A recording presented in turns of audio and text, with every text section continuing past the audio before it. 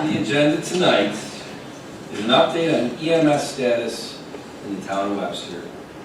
And if Dan Reardon and/or Glenn Becker from Penfield Volunteer Ambulance could take the podium to give that.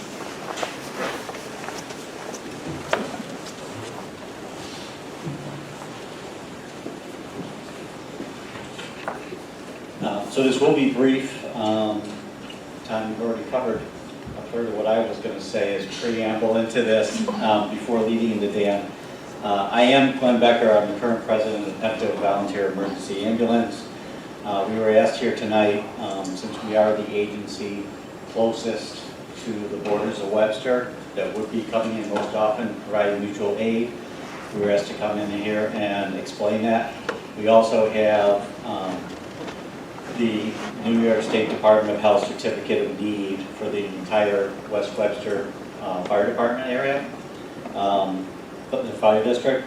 Our main base is just a couple miles south of NEQ's facility, and since 2021, when the West Webster Fire District contracted with us to provide services, we've been staffing an ambulance 12 hours a day, 5 days a week, from the West Webster Fire Hall on Gravel Road to support Northwest Penfield and respond primarily out of Jackson Road to the rest of Penfield.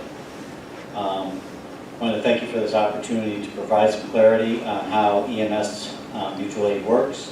Dan Reardon, our EMS manager, is going to speak briefly about how EMS works and some specifics about what additional resources we can bring to bear during this period of uncertainty.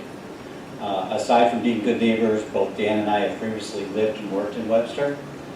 4 of our board members, 3 of them that are here tonight, live in Webster, and more than 20 of our current staff also live and work in Webster.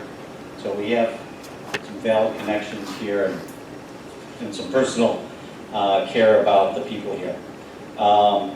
Our concerns, first and foremost, are to assist the residents in Webster and Penfield with an excellent EMS ambulance coverage at this time. We are also concerned with first responders, EMTs, and paramedics who've been providing support to the Webster community over all these years. So I'll let Dan to go into some specifics. Monroe County uses one countywide dispatch system for police, fire, and ambulances.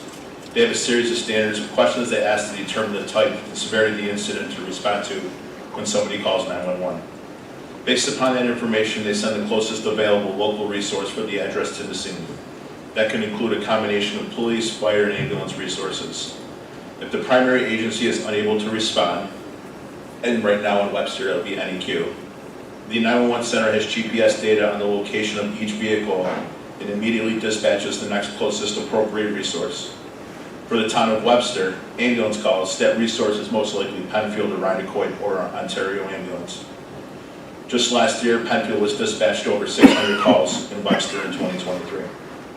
Since NEQ's announcement last Friday, we have been in close contact with the Director of Ops from Ontario Ambulance and Rhinelander Ambulance.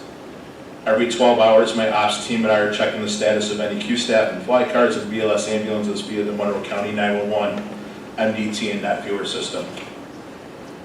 From Friday at 1500 to today at 3 p.m., there have been 63 EMS calls in Webster, not counting mutual aid that they may go outside of Webster, and they've covered 55 of them. The additional calls have not been a burden on our staff. Credit has to be given to the dedicated EMTs and paramedics at NEQ that are still going on calls. We are closely monitoring the situation, though, the amount of mutual aid calls on our own crews to avoid burnout of our own staff and to maintain the high morale.